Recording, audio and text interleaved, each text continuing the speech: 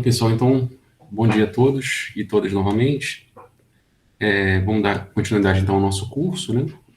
No encontro passado, a gente terminou um pouco sobre aquela discussão histórica conceitual, sobre o conhecimento na modernidade.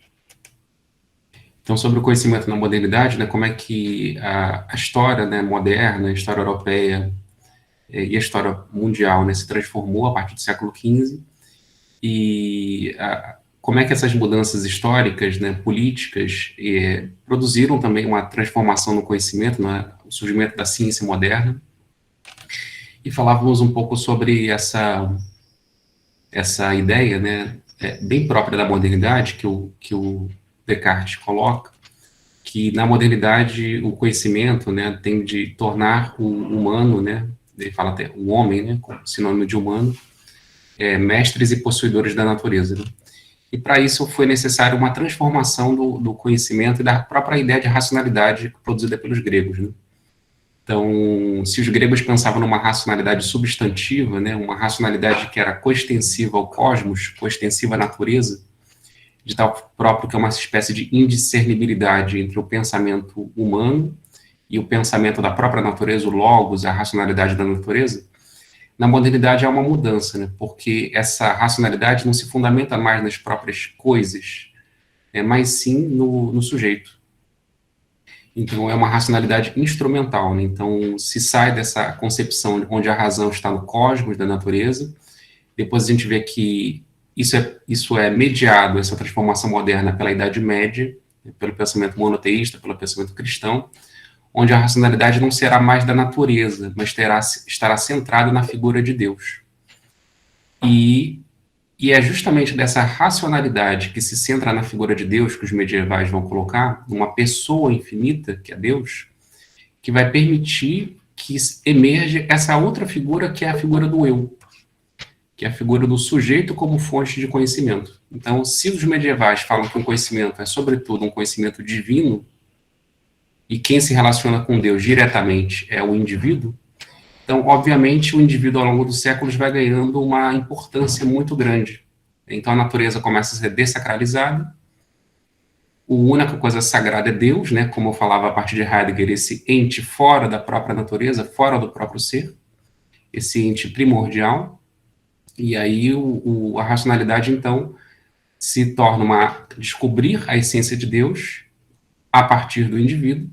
Então, o indivíduo começa a ganhar uma importância muito grande. E na modernidade, com as ciências modernas, com Galileu, Newton e Descartes, sobretudo, esse eu ganha a importância fundamental, começa a se tornar a base do conhecimento. E a gente vê que isso já está em Descartes, com a sua dúvida metódica, onde ele coloca em xeque uma série de verdades estabelecidas pela própria tradição. Então, Descartes fala da vida dele, como é que ele questionou tudo aquilo que ele aprendeu, mas ao mesmo tempo ele está falando de uma época, né? Como é que uma época moderna que questionou todas as verdades que ela acreditou durante séculos. E aí o eu torna-se a fonte do conhecimento, né? O eu que pensa. Mas a gente viu que na argumentação cartesiana, na medida em que ele tenta fundamentar o conhecimento, né, e as ciências, é necessário também provar a existência do mundo. Porque quando Descartes vai falar, então, desse eu como fonte de conhecimento, é um eu pensante. É um eu apenas lógico, um eu que não tem corpo. É uma substância desencarnada, né? É uma res cogitans, né? É um eu que pensa. É só um eu pensante, um eu calculador. E que dá, inclusive, a pensar sobre essa ideia bem moderna, né, de uma racionalidade instrumental. Então, o eu vai se tornar a base, né, desse novo tipo de conhecimento, do qual a alavanca vai ser essa racionalidade instrumental, e o que se ergue com essa alavanca, fundamentada no eu, é o mundo. E como é que Descartes prova, então, a existência do mundo, considerando que ele já tinha, no início das meditações metafísicas, questionado o conhecimento que se fundamenta nos sentidos? Como é que é possível, então, um conhecimento que aceite o corpo e a materialidade? Então, para isso, ele vai ter que recorrer à figura e à ideia de Deus, que, segundo Descartes, parte do próprio eu pensante. Então, Deus é encontrado aí a partir do eu. Então, veja, é o contrário dos medievais. Se nos medievais o indivíduo é encontrado a partir da ideia de Deus, em Descartes é o inverso. É a ideia de Deus que é encontrado a partir do indivíduo. Então, veja que a fonte, então, do conhecimento parte a ser o eu. No entanto, Descartes, para poder salvar a sua argumentação, e a sua metafísica, né, e a possibilidade de uma ciência, vai dizer que é esse Deus da tradição que é criador, que cria o mundo, que garante a estabilidade do mundo, a estabilidade dos corpos, e que pode propiciar que o conhecimento baseado no corpo e nos sentidos não seja completamente enganoso. Então, Descartes supera a ideia do gênio maligno, né, a partir de um Deus veraz, que é um Deus da tradição judaico-cristã. Então, é nesse sentido, né, que a gente concluiu a aula passada, dizendo que Descartes era o primeiro dos filósofos modernos, na medida em que ele coloca tudo centrado na ideia do eu, é a partir do eu que tudo se cria, inclusive Deus e o mundo. Mas, no entanto, ele ainda é o último dos medievais, porque ele, né, recorre ao argumento da tradição, o argumento da existência de Deus, e de certas qualidades de Deus, né, como criador e veraz, que a tradição já tinha colocado, a tradição cristã, a tradição ocidental. Agora, na aula de hoje, a gente vai avançar, né, a partir de Kant. A gente vai ver que Kant ele faz uma crítica ao racionalismo cartesiano a partir do empirismo inglês, a partir do David Hume. E eu vou falar brevemente, até porque a gente tem menos tempo hoje, né? Vou falar, né, como a gente tem feito aqui, né, um passo em linhas gerais para vocês entenderem um pouco as coordenadas da ciência moderna e o lugar da psicologia nisso. E também vamos falar do Karl Popper, né, que é um filósofo e cientista que pensa como se dá a lógica da investigação científica. E a gente vai ver também que tem uma influência kantiana bastante forte no Popper. Agora, sobre a aula passada, sobre Descartes, sobre essa introdução que resume um pouco o encontro passado, alguma questão para a gente, alguma dúvida, alguma coisa que vocês ficaram pensando?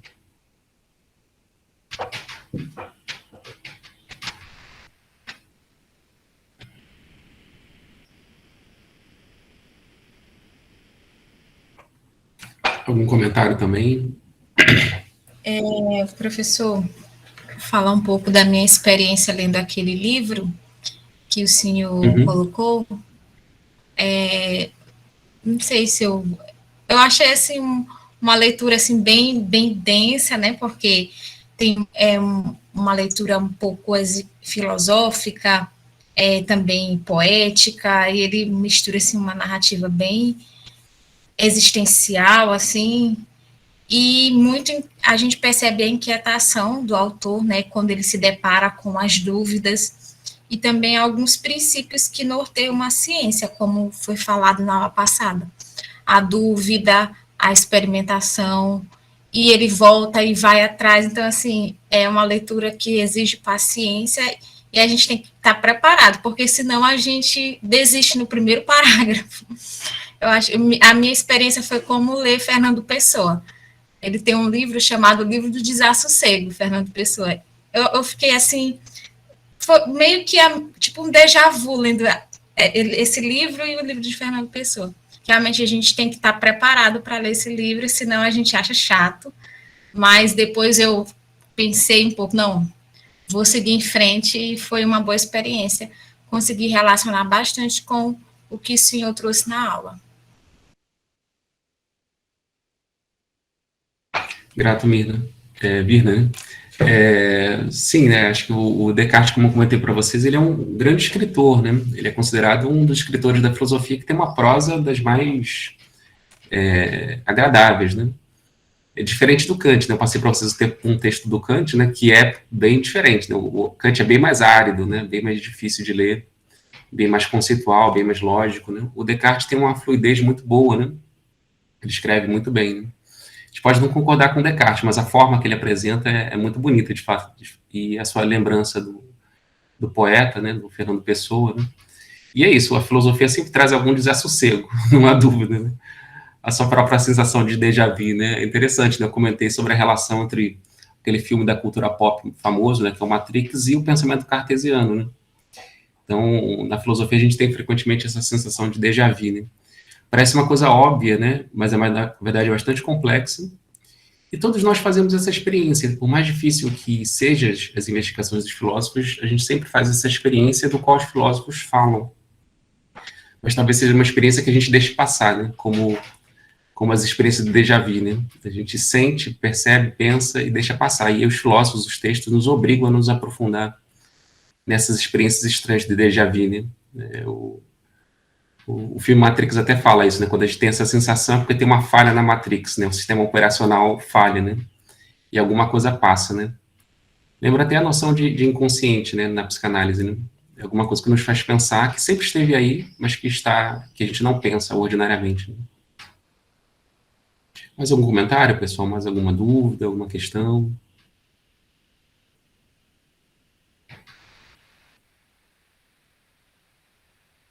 Então, vamos avançar, né? Então, se o Descartes é considerado, na filosofia moderna, né, o fundador da tradição racionalista, né, o que significa uma tradição racionalista?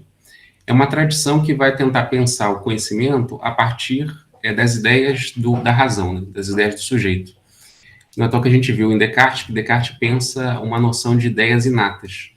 Então, o sujeito antes, né, não vem da experiência certos conhecimentos, certas ideias, né? Como a ideia de infinito, a ideia de perfeição, a própria ideia de Deus, né? São ideias que já estão no sujeito. E aí tem alguns autores racionalistas, né? É uma tentativa dos manuais de filosofia de tentarem cartografar os autores. Mas quando a gente vai ler os próprios autores, a gente vai ver que tem muitas diferenças entre autores que às vezes são enquadradas dentro de uma mesma tradição, como a tradição racionalista, né? Tem Descartes, Leibniz, Spinoza. Então, são autores muito diferentes, né? Por exemplo, Spinoza, embora seja considerado um autor dessa tradição racionalista cartesiana, o Spinoza vai falar muito da importância do corpo, porque Spinoza já é um autor de uma metafísica da imanência, onde o pensamento e o corpo são uma única substância. Então, se Descartes vai pensar três substâncias, né? A substância pensante, a substância extensa, material, e a substância divina, infinita, Spinoza vai mostrar que essas três substâncias, na verdade, são uma única substância, que ele chama de Deus ou natureza. Então, o nosso corpo e a nossa mente é uma modulação dessa substância infinita, que é Deus ou natureza.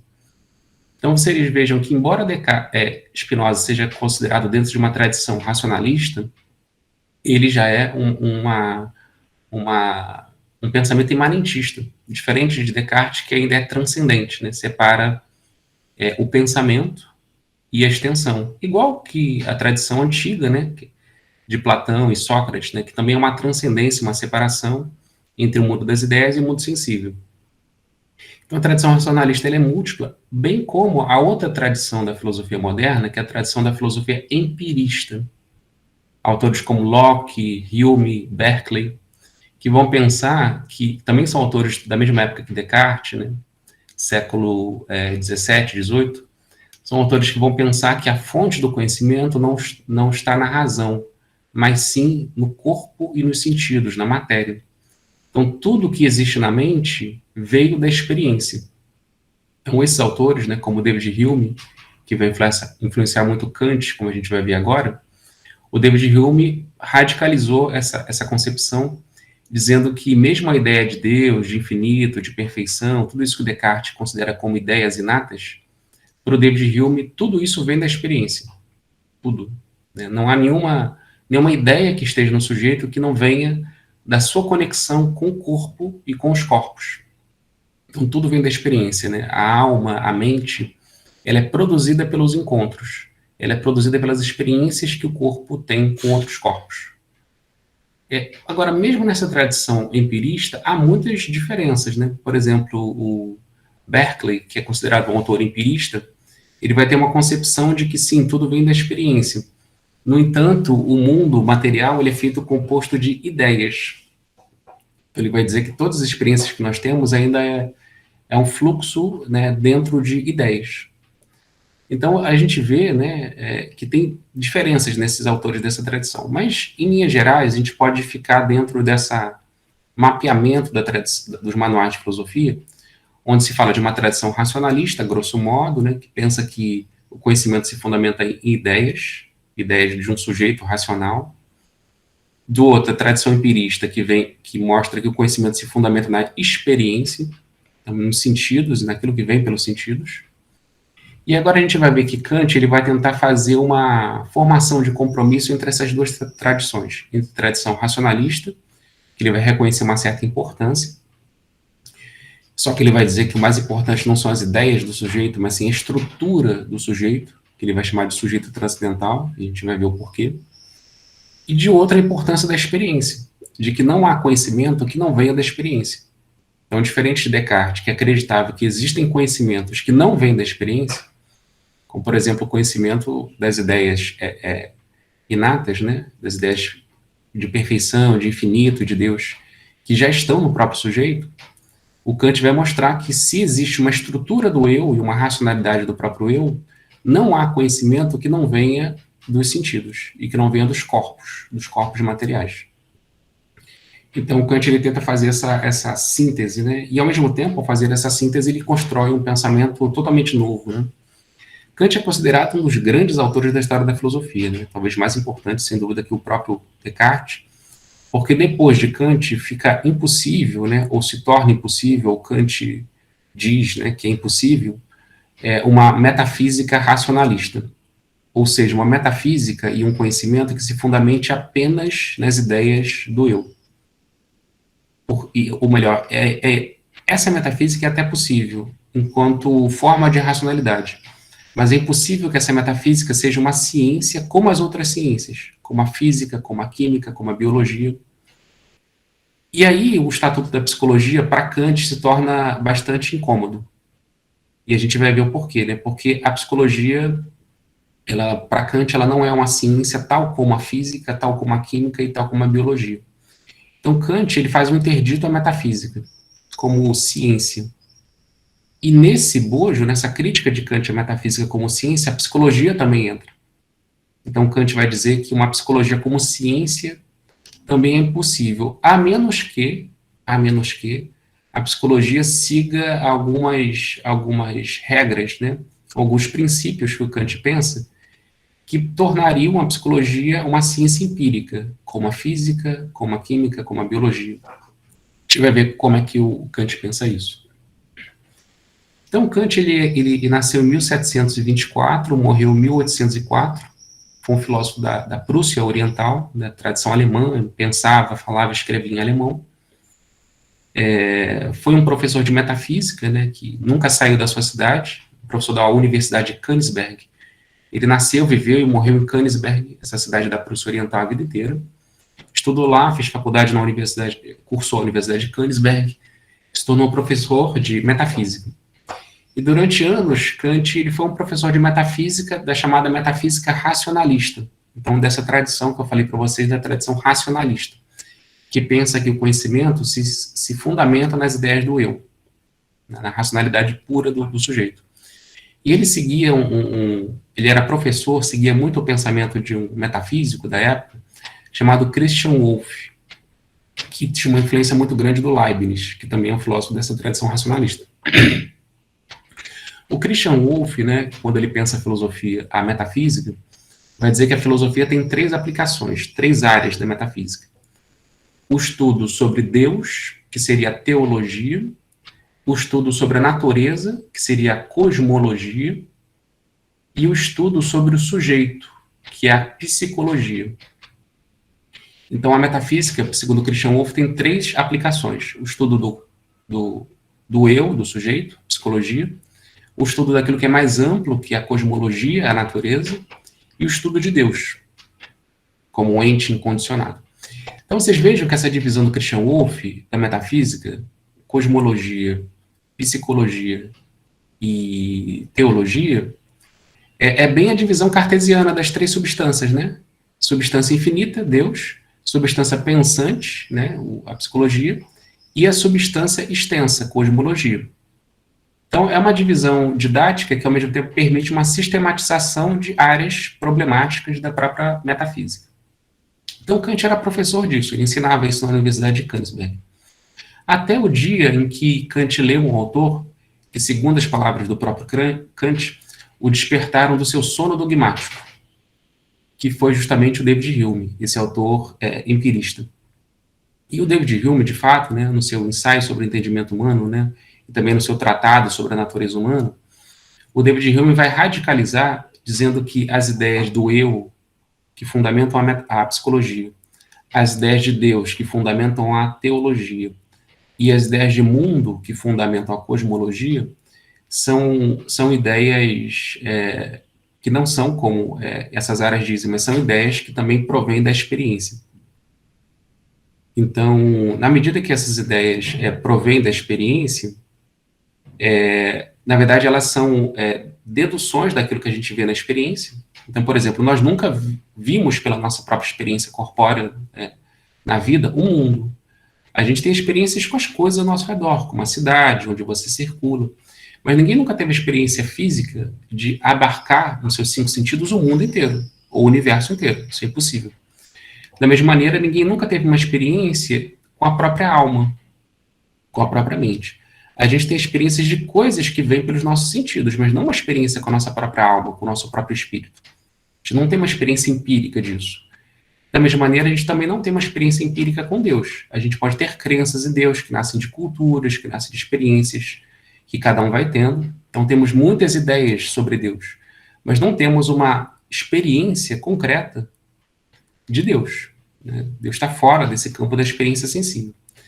Então, o Hume vai mostrar que essas 3 ideias, Deus, o eu e o mundo, não são ideias que vêm da experiência sensível.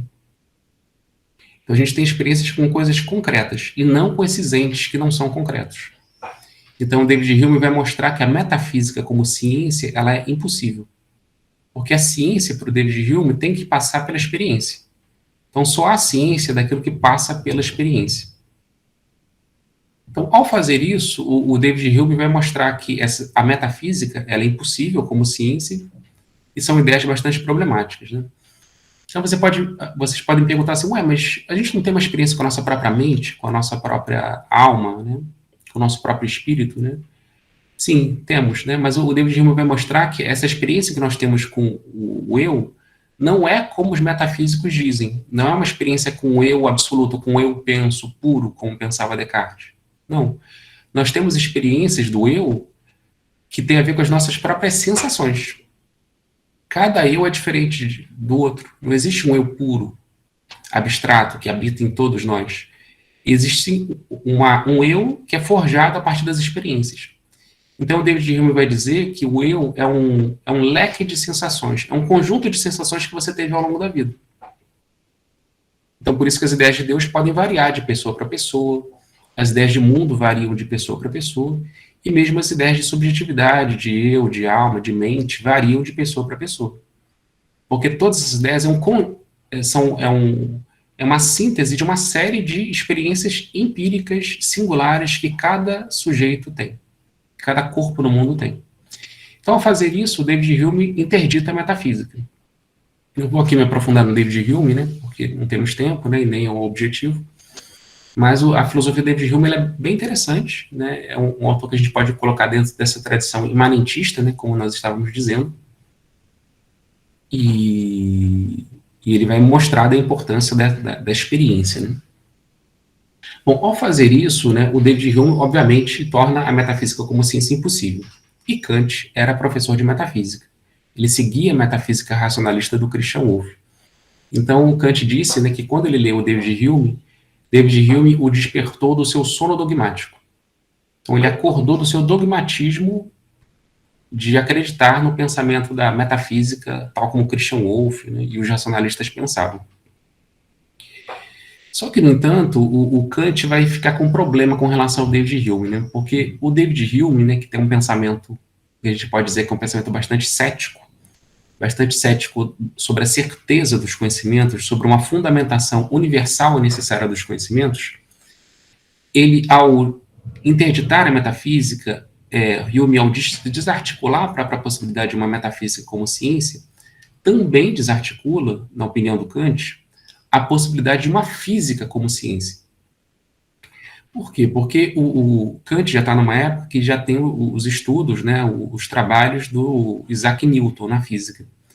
E o Isaac Newton na física, ele vai fazer uma revolução na física, porque ele vai criar preceitos novos, ideias novas na física, que permite uma aplicação muito eficaz das ideias do cientista no mundo. Então, a gente depois vai ver isso mais à frente, né, mas os cientistas eles também constroem um pensamento abstrato, como a gente até comentava na aula passada.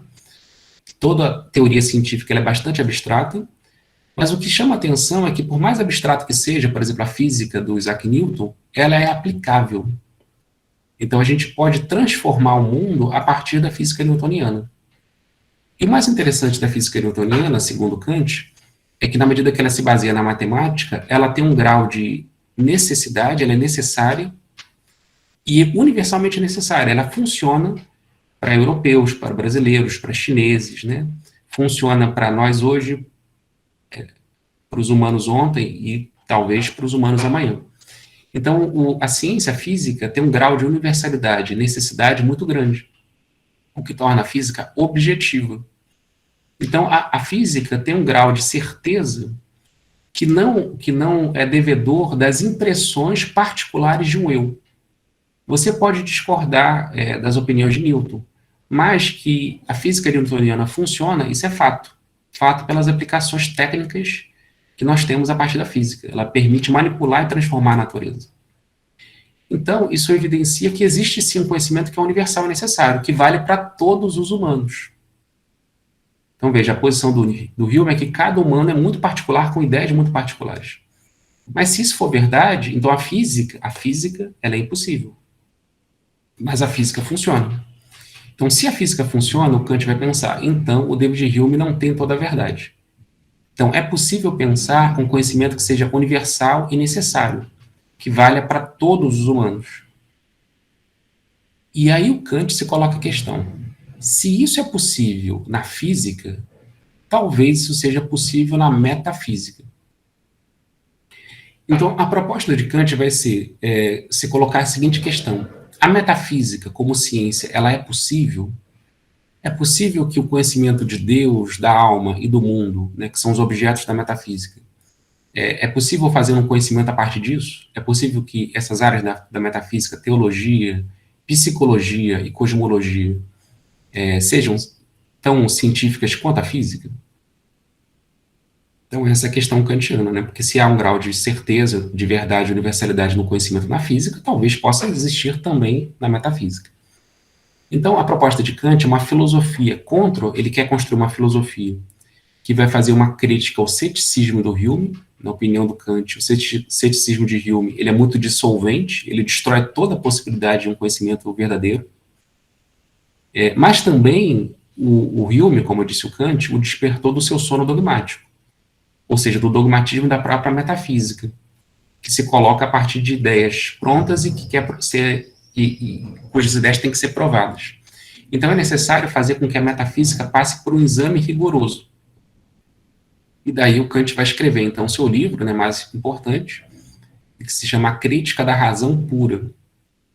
Então, primeiro que esse livro, né, que Kant escreveu bem tarde, Kant tinha quase 60 anos quando publicou esse livro, ou seja, ele demorou muito para pensar nas questões do David Hume, para publicar o seu livro, né, que é, de fato, o seu livro criativo, e aí ele vai escrever vários outros livros a partir disso, nos seus últimos 20 anos de vida, né.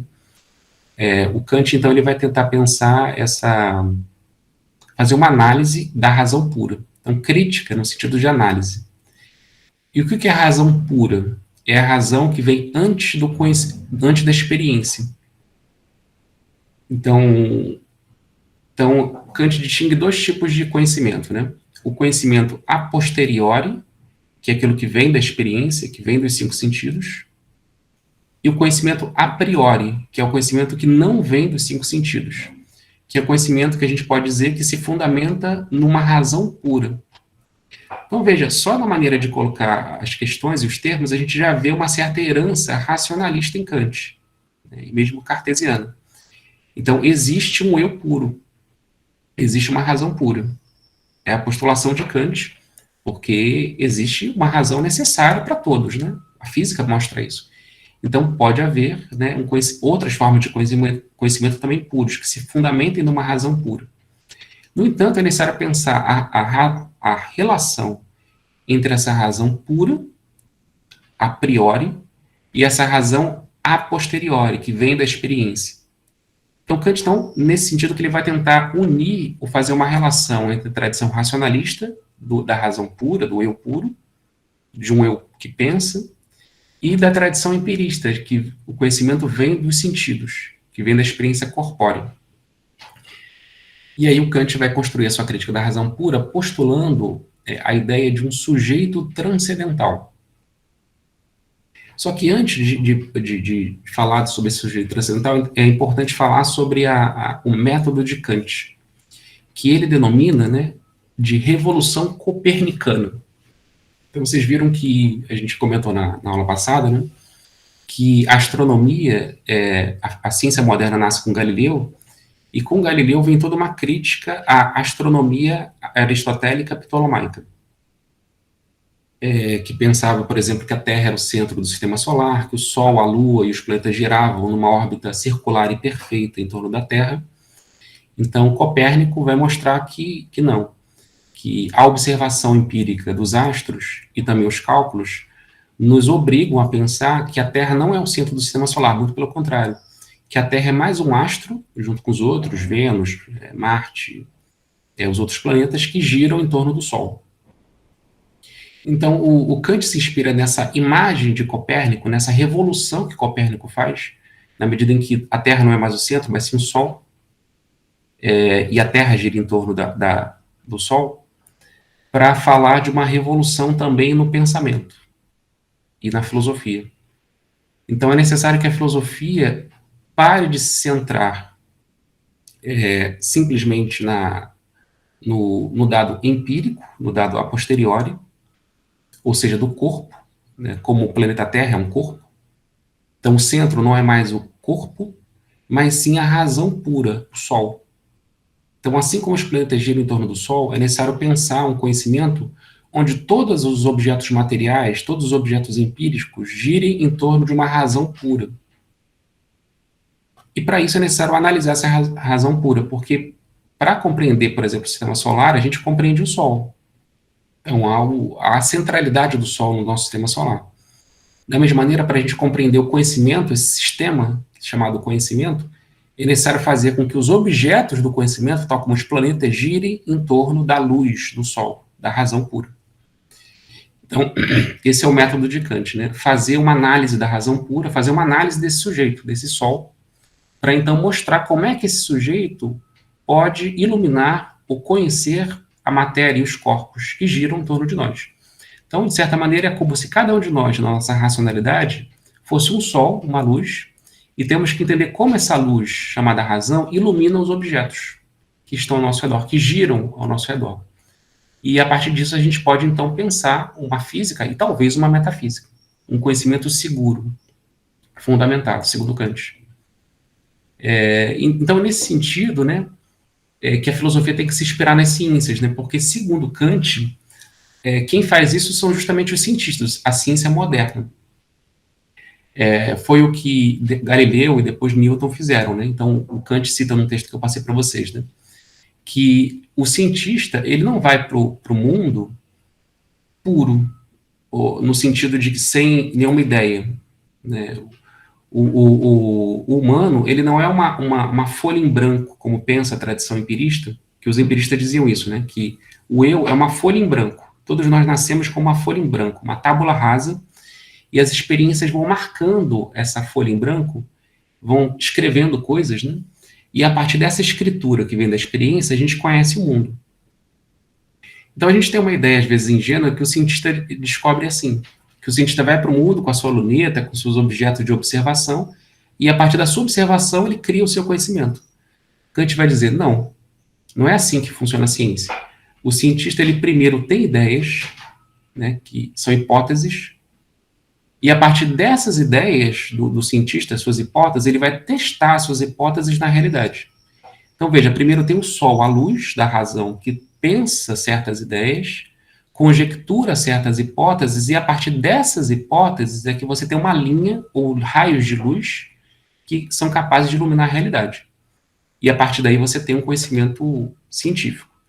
Então, a ciência não nasce da empiria do cientista, nasce de critérios lógicos, racionais, que ele aplica sobre a realidade.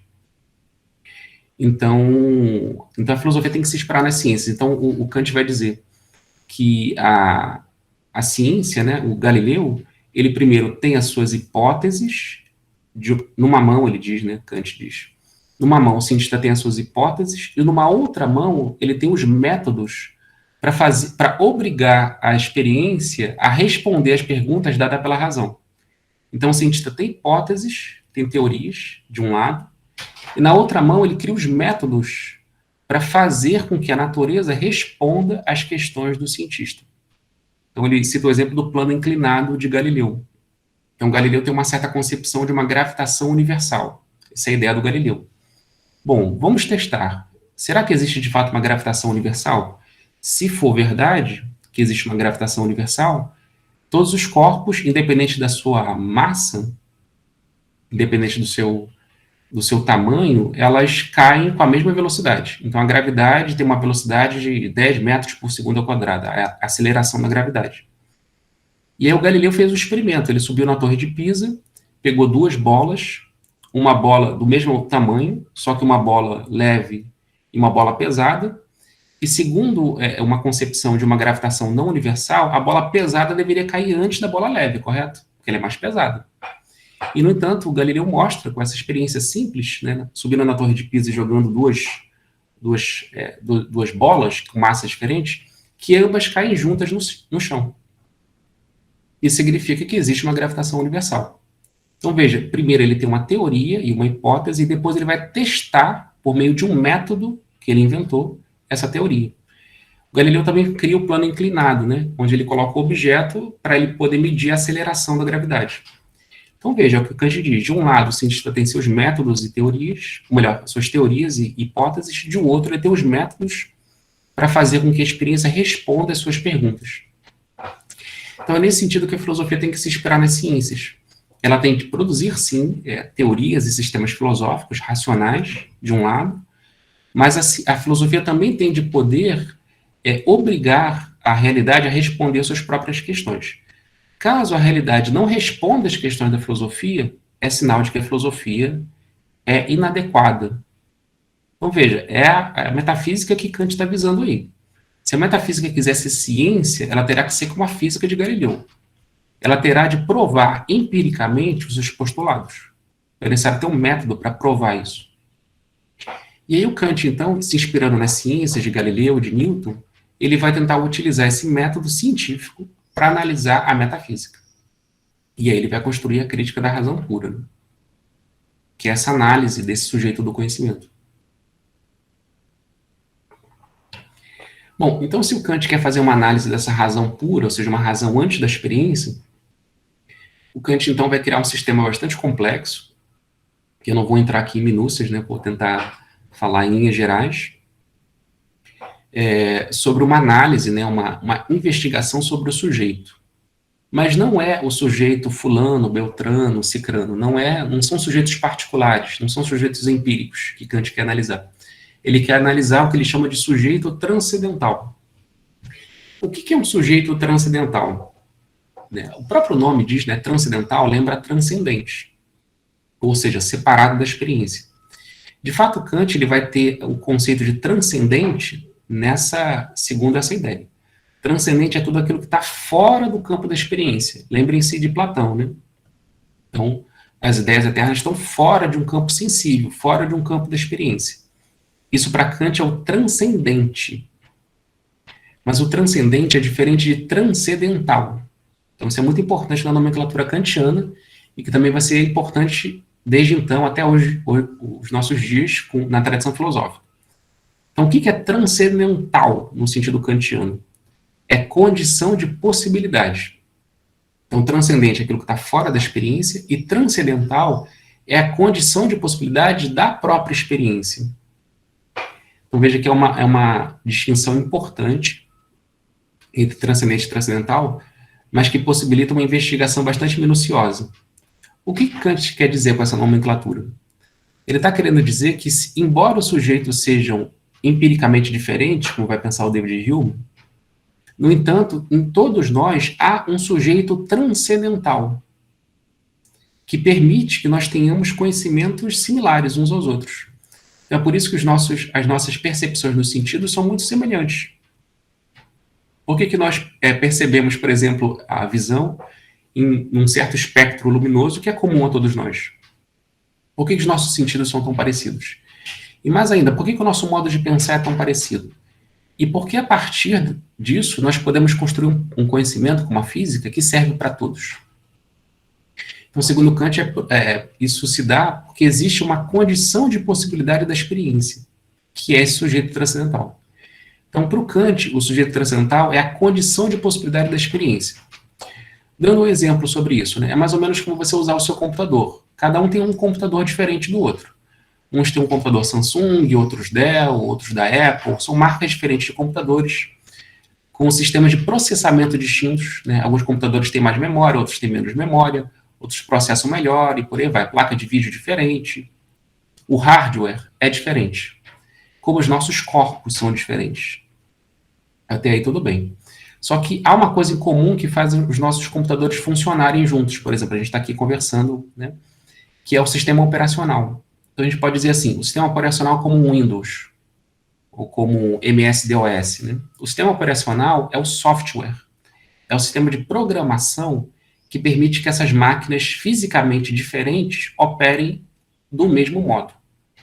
Então, mesmo que você tenha computadores muito diferentes, o sistema operacional, por exemplo, o Windows, faz com que todos os computadores funcionem de uma certa maneira idêntica. E é esse sistema operacional que é a condição de possibilidade para você navegar na internet e usar o seu computador.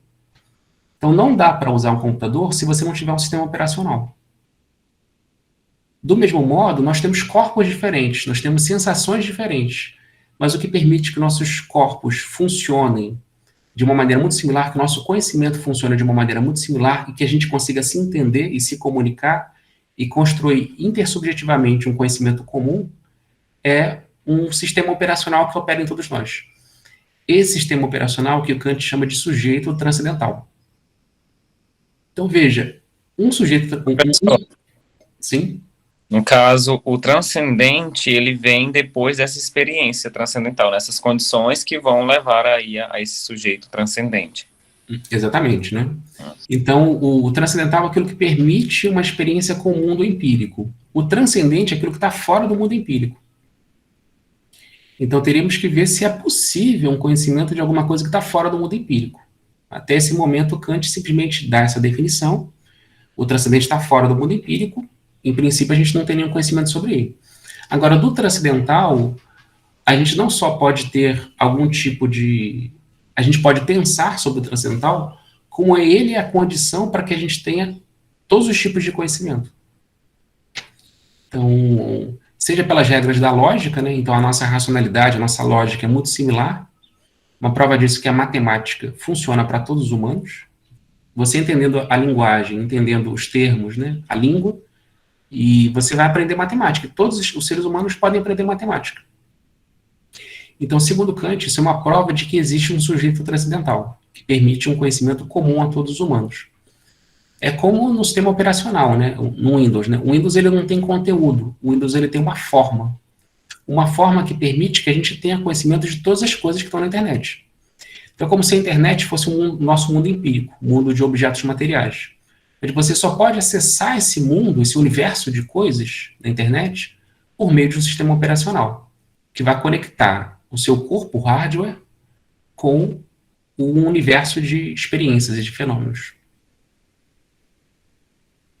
E esse sujeito transcendental, ele tem formas puras, né? Então, veja, essa é a diferença do Kant com relação a Descartes. Se Descartes quer analisar ideias, Kant quer analisar a estrutura do sujeito, que permite que o sujeito tenha ideias. Então, veja, as ideias não vêm antes. Antes, a gente tem que analisar a estrutura do sujeito que permite que o sujeito tenha ideias. Até aí tudo bem? Tá dando para entender? Como é que tá aí? Professor, eu tenho uma dúvida. Razão pura, eu fiquei confuso, porque eu fiquei pensando também na questão do empirismo. Tipo, a razão pura é o empirismo em si, eu fiquei confuso nesse conceito. Não, é o contrário do empirismo, né? Porque se o empirismo diz que todo conhecimento vem pelos sentidos, o Kant vai dizer que, sim, o conhecimento vem pelos sentidos. Nesse ponto, ele concorda com a tradição empirista. Mas o sujeito transcendental é diferente porque ele é justamente um sujeito puro. Ou seja, que não é a posteriori. A experiência é o a posteriori. O sujeito transcendental é um sujeito puro, e nesse sentido vazio. É uma estrutura vazia que existe em todos nós, que permite que os conhecimentos sejam amarrados, organizados, né? Então, só é possível uma experiência, por nada, só é possível uma experiência a posteriori, uma experiência com o mundo, por meio de um sistema operacional ou de um sujeito transcendental.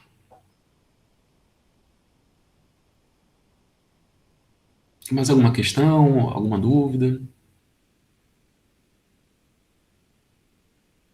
Sobre esses termos de Kant, né, que são importantes, né? Você tinha falado que o Kant quer analisar a estrutura do que mesmo? Esqueci. Do sujeito, que ele chama de sujeito transcendental. Ou seja, desse sujeito puro antes da experiência. Quais são as formas, os padrões comuns a todas as pessoas que permitem que as pessoas tenham um conhecimento sobre o mundo que seja compartilhável? Que a gente possa compartilhar as nossas experiências e, inclusive, mostrar um grau de universalidade e necessidade do conhecimento, tal como acontece na física. É uma ciência que vale para todos, né? Universal, em toda parte, necessária, né? Obrigado, professor. Por nada. Eu fiquei pensando no exemplo da folha em branco, professor, que o senhor falou que era diferente, né? Mas a partir desse ser transcendental, né, que ainda está sem essas condições, ele não seria essa pessoa, essa folha em branco, vamos dizer assim, quando a gente para comparar? E o senhor falou da diferença, mas para mim ficou nesse sentido, né? Só mudou o nome, mas a questão é a mesma, porque o ser em folha branca, vamos dizer assim, ele ainda vai passar por essas condições que vão levar esses a posteriores para entender, né, vamos dizer assim. É diferente, na verdade, da ideia dos empiristas da folha em branco, porque para Kant o sujeito não é uma folha em branco.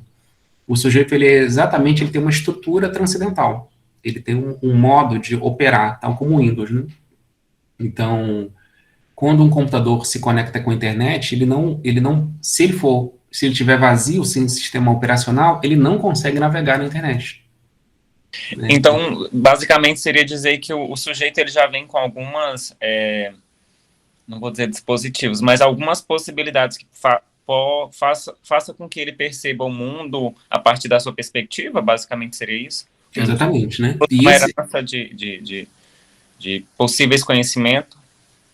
Exatamente. Então, os sujeitos empíricos, eles são totalmente diferentes. Aí cada um tem a sua própria experiência, a própria vida, e são os conteúdos de cada um, os estilos, as sensibilidades, são completamente diferentes. Mas há em todos nós, nas nossas diferenças, um sujeito transcendental que é comum. E esse sujeito transcendental, ele tem uma certa estrutura. Então, significa que quando cada um de nós tem uma experiência, a experiência já vai ser formatada, previamente formatada, por essa estrutura transcendental. Então, segundo Kant, é isso que evidencia esse sujeito transcendental, que prova que existem ciências, né, como a matemática e a física. Porque a matemática e a física funcionam para todas as pessoas, independente das suas diferenças. Independente do fato de, empiricamente, eles serem diferentes. Então, o sujeito transcendental, ele não é uma folha em branco, porque ele já tem uma série de categorias, né? Ele tem uma certa estruturação, né? Ele já tem uma condição de possibilidade para as próprias experiências, né? Se a gente, por exemplo, utilizar uma metáfora biológica, a gente pode entender melhor isso, né? Então, pensem que os nossos corpos são muito similares, né? O código genético dos seres humanos é o código genético humano, né? Que permite que nós tenhamos a visão similar, a audição similar, né? O sistema cognitivo, o cérebro, que processa as informações de maneira similar. Então, veja, o código genético é como se fosse uma estrutura, né? Então, você pode pegar um feto, um zigoto, né? Analisar o código genético, é o código genético de que um adulto vai ter depois. Então, veja, é um código que permite que a condição de possibilidade para que exista um corpo empírico, um corpo real e biológico. Os corpos humanos, na medida que nascem, né, eles têm diferenças, é claro, mas têm muito mais similaridades do que diferenças. Então, é mais ou menos essa a ideia do Kant do sujeito transcendental.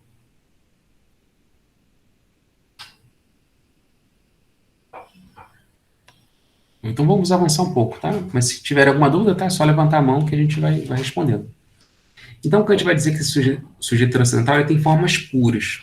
Aí eu vou ser bem breve nisso, tá? E depois vocês podem aprofundar, se vocês quiserem, né? que o sujeito transcendental em Kant, ele tem 2 ou 3 aspectos, né? Ele vai falar que existem as formas puras da sensibilidade, as formas puras do entendimento, e tem as chamadas ideias da razão. Então eu falei 2 ou 3, porque para Kant o mais importante, para a ciência, são essas 2 formas. As formas puras da sensibilidade e as formas puras do entendimento. O que são essas formas puras, né? Como o próprio nome diz, são formas que presidem a própria experiência. Quais são as formas puras da sensibilidade? Então, sensibilidade é aquilo que tem a permeabilidade do nosso corpo ao mundo, né? Que nos permite acessar os fenômenos. Então, para Kant, tudo que nos aparece, ele vai chamar de fenômenos. Então, tudo aquilo que eu vejo, sinto, percebo pelos meus 5 sentidos são fenômenos, que remete à palavra grega de fantasma, né? Phenomenon. Então, os fenômenos são os fantasmas. Fantasmas que eu percebo pelos meus 5 sentidos. Fantasmas visuais, auditivos, táteis, gustativos. É tudo aquilo que me aparece. Então, isso é o fenômeno. Mas existe uma outra dimensão do objeto que o Kant chama de noumenon, ou essência. Então, os objetos eles têm 2 aspectos. Um aspecto aparente, que é fenomênico, e um aspecto real, que ele chama de essencial, ou numênico. O númenon, como o próprio nome diz, né, que tem a ver com noesis, né, que tem a ver com intuição, né, é o objeto real. Esse objeto real, a essência do objeto, a gente não tem acesso. A gente sabe que existe algo por trás do objeto que a gente vê, que o objeto é mais do que o que a gente vê, mas a gente não sabe nada sobre o que a gente vê, além do que a gente vê. Então, por exemplo, né, a luz, né, o fato de que os corpos têm cores, né, diz respeito à superfície de cada objeto, de como a superfície de cada objeto reflete a luz. Então, se eu estou olhando para uma parede amarela, é porque a superfície daquele objeto reflete os comprimentos de onda do amarelo e retém os outros comprimentos de onda. Então, veja, o objeto ele não é amarelo. O objeto ele tem uma superfície diferente. Nós é que percebemos a luz que esse objeto reflete, que é o amarelo. Então, o amarelo é o fenômeno, aquilo que me aparece. O noúmenon é como o objeto é de fato. Mas como o objeto é de fato, nós não sabemos. Nós só temos acesso aos fenômenos. Então, Kant ele vai começar a análise dele falando disso, né? Temos que conhecimento se baseia nos fenômenos. E o que permite que nós apreendamos os fenômenos de uma maneira comum? Kant vai dizer as formas puras da sensibilidade. Quais são as formas puras da sensibilidade? Que sensibilidade transcendental é essa que está presente em todos os sujeitos? Kant vai falar que é o espaço e o tempo. Então, o espaço e o tempo em Kant são as formas puras da sensibilidade. Todos os fenômenos, todos os objetos me aparecem num espaço. Então, existe uma forma do sentido externo que é o espaço. Os objetos aparecem no espaço. Ao mesmo tempo, os objetos aparecem para nós no tempo, como uma sucessão de acontecimentos. Então, os objetos não são estáticos. Eles vão se desenvolvendo numa linha de tempo, que o Kant chama de forma do sentido interno. Então, nós internamente aprendemos os fenômenos no tempo, como uma sucessão, como um desenrolar do tempo. E percebemos também os objetos externos a nós, porque existe o espaço. Então, Kant vai dizer, olha que coisa interessante, que o espaço e o tempo não são dados objetivos, eles são dados subjetivos. O espaço e o tempo fazem parte são formas puras da sensibilidade, que permite que os objetos nos apareçam num dado espaço, forma do sentido externo, e nos apresentem interiormente numa sucessão, o tempo como forma do sentido interno. Então, inicialmente, é assim que os fenômenos aparecem. A multiplicidade de fenômenos aparece no espaço e aparece no tempo, se desenrolando e se modificando no tempo. Então, são as formas puras da sensibilidade. Você pode perguntar assim, mas Márcio, isso não permite um conhecimento, não permite uma ciência, porque os objetos, os fenômenos ainda vão ficar num caos, numa multiplicidade. Tudo bem, tem espaço, tem tempo, mas os objetos vão ficar múltiplos, num caos. Como é que a gente pode organizar essa multiplicidade de sensações, de fenômenos? Kant vai dizer, ele vai dar o salto para as formas puras do entendimento. Então, além da sensibilidade, existe o entendimento. O entendimento são as categorias da razão aplicadas aos fenômenos. Então, os objetos são múltiplos, eles aparecem como fenômenos, mas o que a gente permite que a gente articule eles de maneira lógica? O que permite é uma lógica transcendental. Essa lógica transcendental diz respeito às categorias do entendimento. E aí o Kant ele usa 12 categorias do entendimento, né? Ele vai falar de causalidade, ele vai falar de relação, vai falar de modalidade, vai falar de quantidade, vai falar de qualidade. Então são diversas categorias que o Kant pensa que não existem na experiência. Então, por exemplo, causalidade não é algo da natureza. A natureza não tem causalidade. A causalidade é uma categoria do sujeito. É o sujeito que vai pensar os objetos numa sucessão temporal e vai dizer que um fenômeno que acontece antes é a causa de um fenômeno que acontece depois. Então, não é a natureza que tem causalidade. É o sujeito que pensa segundo as regras da causalidade e projeta sobre os fenômenos essas regras. Então, o sujeito impõe aos fenômenos categorias que ele já possui. Então, percebe, Marcos? O sujeito transcendental ele não é uma folha em branco. Ele já tem uma série de categorias que vão ser aplicadas sobre os fenômenos empíricos. Então, veja, de um lado, a sensibilidade, do outro, o entendimento. Na sensibilidade, os objetos são dados. No entendimento, os objetos são pensados. Então, veja, para que haja ciência, não basta que os objetos sejam dados, observados, sentidos. É necessário também que os objetos sejam pensados, articulados, logicamente. Então, sensibilidade, de um lado, e entendimento do outro. Mas tanto essa sensibilidade quanto esse entendimento, eles são transcendentais, ou seja, eles são condições de possibilidade para que todos nós tenhamos experiência. É comum a todos os humanos. Bom, a partir daí, o Kant ele vai mostrar como é que a física é possível. Porque na física os objetos aparecem no espaço e no tempo, né? Como o Newton vai pensar, né? Duas categorias fundamentais, no espaço e o tempo. É assim que a gente pensa, por exemplo, na escola, né? Quando a gente estuda física, né? Tem um eixo do espaço, um eixo do tempo. E os objetos aparecem no gráfico, né? No espaço e no tempo. E, ao mesmo tempo, categorias, né? Conceitos que permitem articular essa multiplicidade de experiências. Por exemplo, o conceito de ação e reação na física, conceito de entropia. Então, uma série de conceitos do sujeito que se aplicam sobre a experiência, como a causalidade. Né? Se for isso, né, então Kant consegue provar que a física é uma ciência segura. Por que a física é uma ciência segura? Porque ela se fundamenta na estrutura transcendental do sujeito. Por isso que funciona para todos os humanos.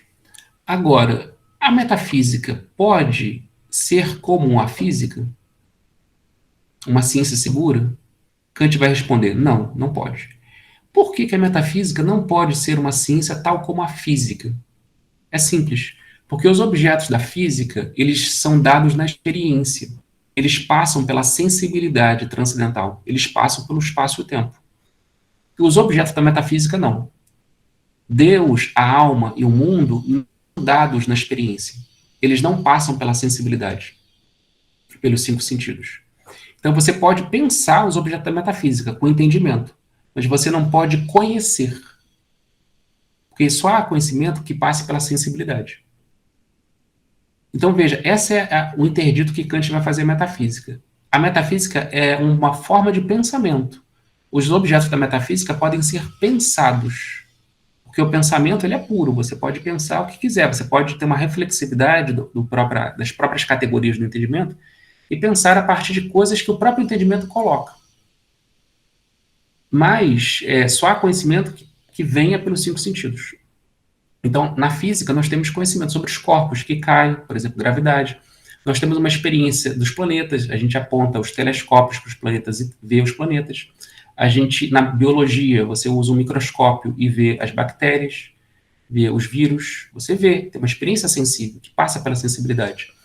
Agora, a alma, objeto da psicologia, Deus, o objeto da teologia, e o mundo, o universo, como incondicionado, objeto da cosmologia, não são objetos que passam pela sensibilidade. Então, a física é uma ciência, porque você pode conhecer. a metafísica não é uma ciência, porque não existe objeto que se dê na experiência que sejam os objetos da metafísica. Os objetos da metafísica não se dão pela via da experiência. E aí o Kant vai falar desse terceiro âmbito, né? Eu falei de sensibilidade, entendimento, e tem um terceiro que ele chama de razão. Razão nada mais é do que o entendimento pensando coisas que não passam pela sensibilidade.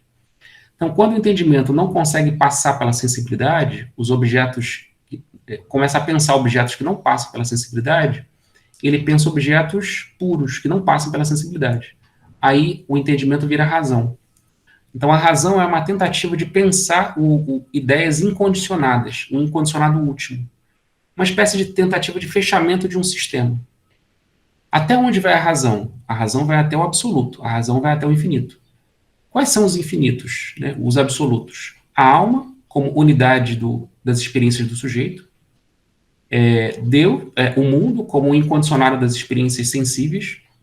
E Deus, que é o incondicionado último, que junta a alma e o mundo. Né? Então, como pensava lá Descartes. Kant vai dizer, ok, a gente pode pensar isso. Pensar os limites, né? Até onde vai o pensamento. Mas isso é pensamento, isso não é conhecimento. Então, a metafísica é possível como conhecimento, como pensamento. Então, uma metafísica especulativa, ela pode ser pensada, mas não pode ser conhecida. Então, a metafísica não é uma ciência. Então, é nesse sentido que Kant, ao interditar a metafísica, ele interdita também a psicologia. Ou seja, não há... a gente pode ter experiências, a gente pode fazer um conhecimento das nossas sensações. Podemos. Mas não podemos fazer um conhecimento da alma ou da mente.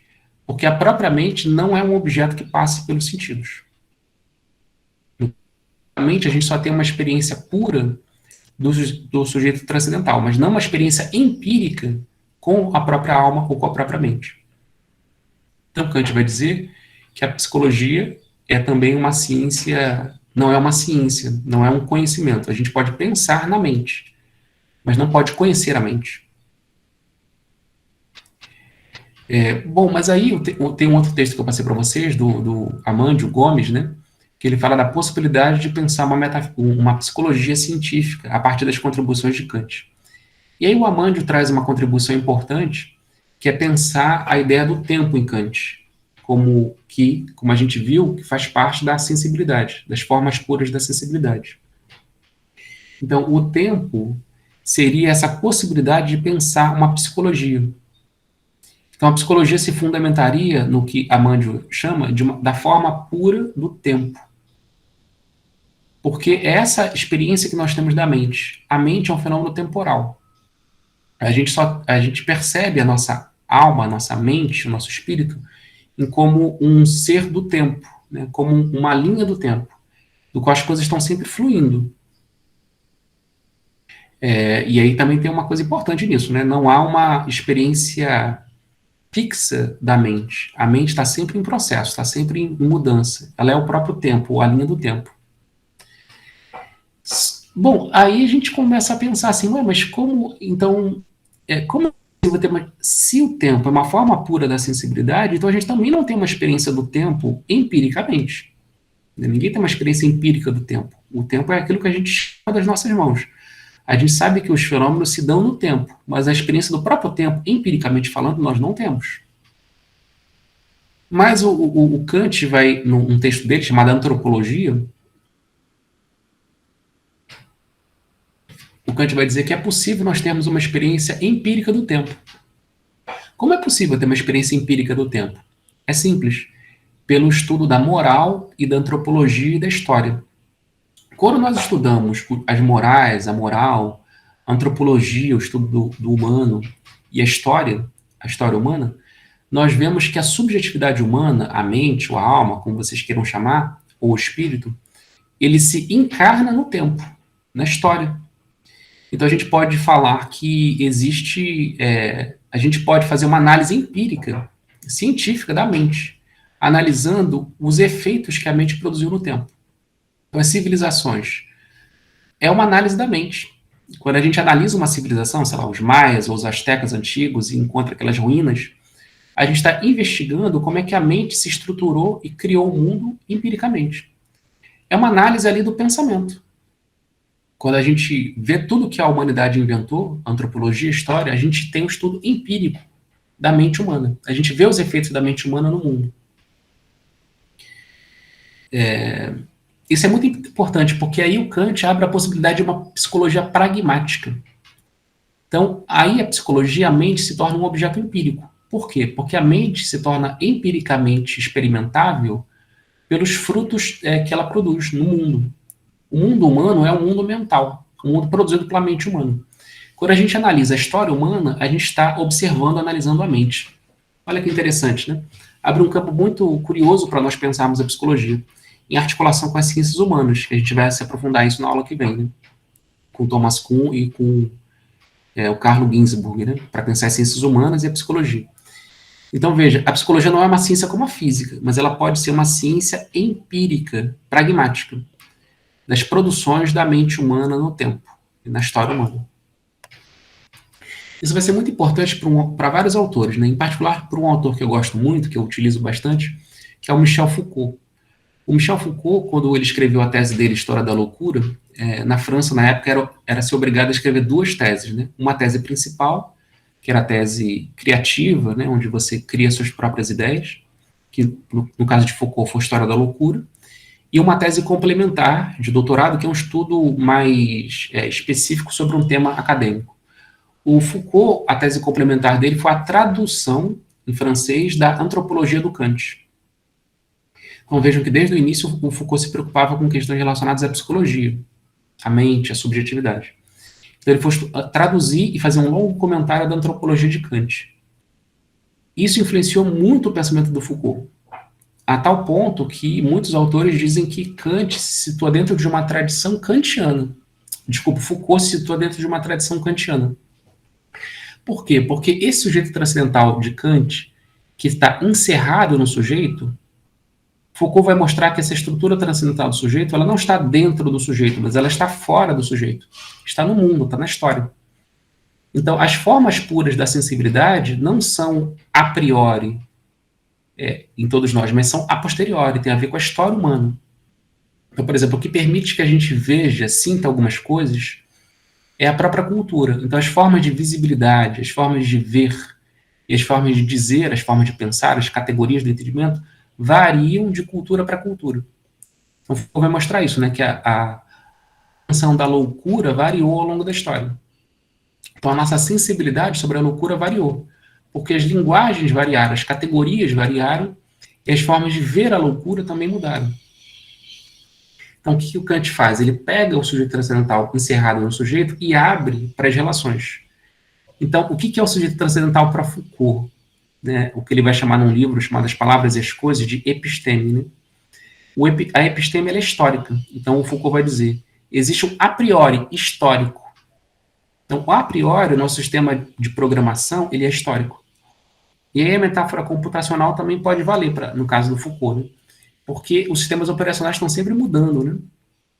Então, tem sempre novas versões, novas atualizações, novas marcas, novos sistemas operacionais. Então, segundo Foucault, os sistemas operacionais, elas são criadas pela cultura. E é a cultura e a história que é a condição de possibilidade para que a gente pense e conheça certas coisas. Então, por isso que numa certa época a loucura não existia, e numa outra época, o saber mudou, surge a categoria de loucura. Então você veja uma ampliação histórica, social, política do pensamento kantiano. É o que Foucault vai chamar de arqueologia do saber. É a condição de possibilidade do saber. Mas essas condições são históricas. É por isso que o Foucault vai falar de a priori histórico. Ou episteme, né? Bom, pessoal, em linhas gerais é um pouco isso o pensamento do Kant, né? Que vai influenciar muito o Karl Popper, que a gente vai ver agora rapidamente. Sobre o Kant, alguma pergunta, alguma questão? Um comentário? Professor, você pode repetir só o conceito da forma pura de entendimento? Eu não peguei muito bem aqui. Só para notar. Não entendi. Como é que é? Você pode repetir, Gabriel? Eu não peguei aqui o conceito da forma pura do entendimento, né? Você Se puder repetir rapidinho, só para... Sim. As formas puras do entendimento são... Aí o Kant, ele fala de 12 categorias, né? Como causalidade, relação, quantidade.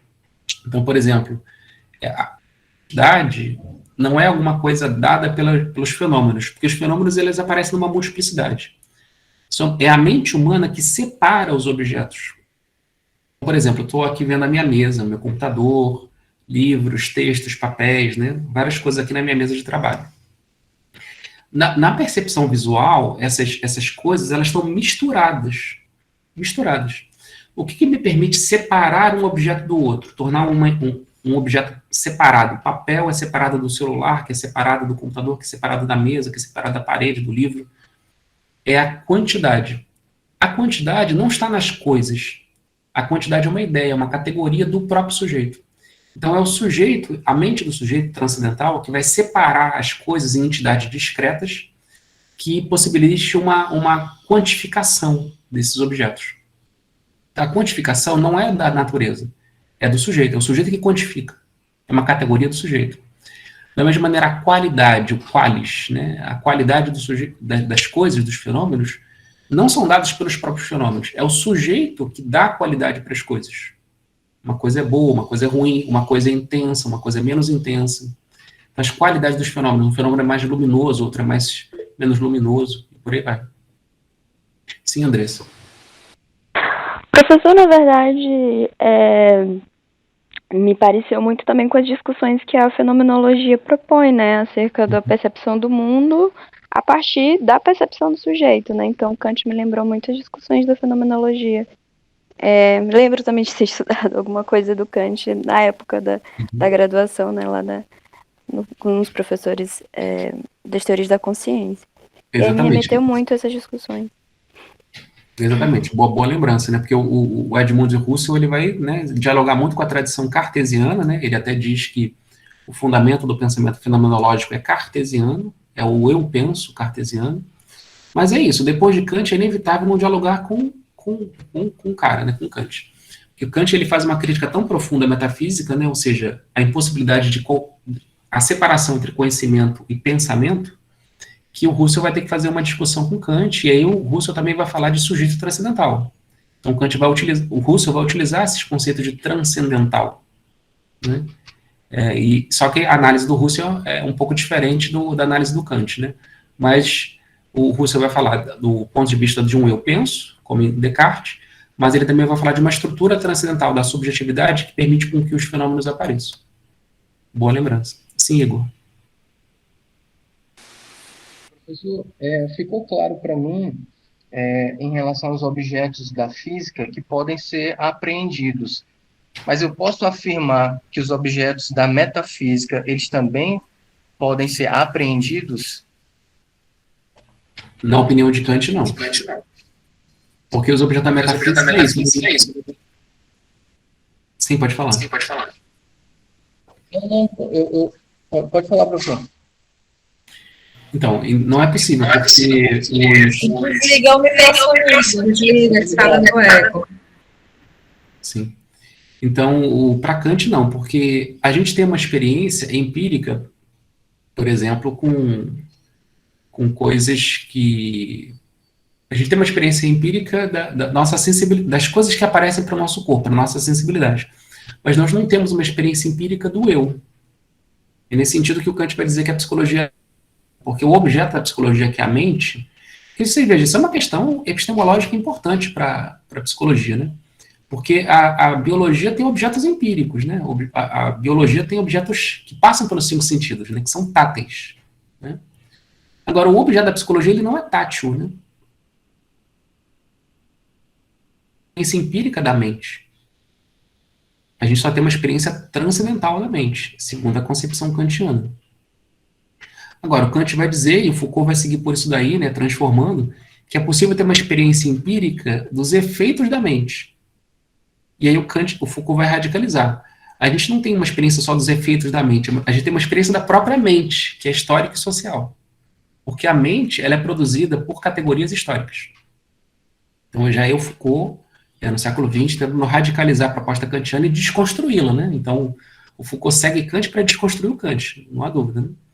Mas na concepção kantiana não há uma experiência empírica da mente. Isso, veja, isso um problema para a psicologia, porque ela vai dividir a psicologia em várias correntes distintas, né? A tal ponto que as psicologias não concordam com relação ao seu objeto. Então, alguns livros vão dizer que o objeto da psicologia é o estudo do comportamento humano. Outros livros vão dizer que é o estudo do comportamento de todos os animais. Outros vão dizer que o estudo da psicologia, o objeto da psicologia é o inconsciente, como vai dizer a psicanálise. Outros vão dizer que é a forma de como os objetos se dão na consciência, como o Edmund Husserl, a fenomenologia. E por aí vai. Então, o objeto da psicologia varia. Mas, na opinião de Kant, todos esses objetos são objetos metafísicos. Se a gente for radicalizar pensando a psicologia a partir das proposições de Kant, são todos objetos transcendentes, ou seja, para além da experiência. Então, veja, é um problema sério que o Kant coloca para a psicologia, né? Inclusive faz com que a psicologia até hoje não seja considerada uma ciência como as outras, como a física, como a biologia e como a química. O objeto dessas ciências é muito específico, é empírico. O da psicologia não. Seria um objeto transcendente, para além da experiência sensível. Professor, e o interessante é como essa crítica dele impulsionou muitos outros a tentarem provar esse estatuto científico da psicologia, né? Nesse texto que o senhor indicou para a gente, ele relaciona Wundt, os autores estadunidenses, né, nessa tentativa de rebater esse argumento de Kant. Exatamente. Então, a psicologia, Vida, é exatamente isso, né? É essa tentativa de responder essas questões colocadas por esses autores bastante antigos, né? Como Descartes, Kant, todos os outros, né? Porque senão é isso, senão o estatuto epistemológico da psicologia fica muito frágil, né? Porque senão aí qualquer coisa é psicologia, aí terapia quântica, terapias corporais, coach, religião, qualquer massagem, qualquer coisa vira psicologia. E a gente sabe que tem por aí muita gente que vai por aí, né? Que quer produzir terapias, né, mais sem fundamentação científica nenhuma, né? Então, para a gente fazer da psicologia uma ciência, é necessário o diálogo com esses autores da filosofia, né, que vão pensar essas problemáticas epistemológicas severas. Porque, de fato, qual o critério que a gente pode separar uma terapia quântica, uma massagem, da psicologia? Por que alguém que está com transtornos mentais, depressão, em sofrimento, tem de procurar um psicólogo formado, segundo uma linha de uma ciência, né, acadêmica, e não um terapeuta qualquer, né? Uma pessoa que fala de magnetismo, que fala de outras coisas, enfim. Sim, Michele.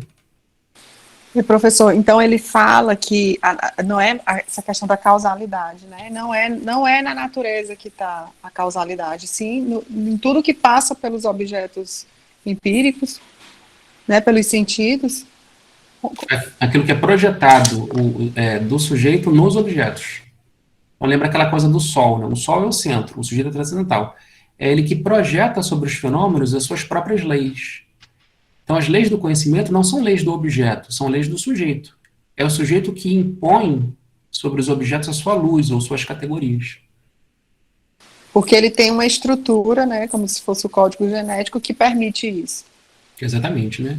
Nesse sentido, seria um código memético, ou melhor ainda, né, um código transcendental.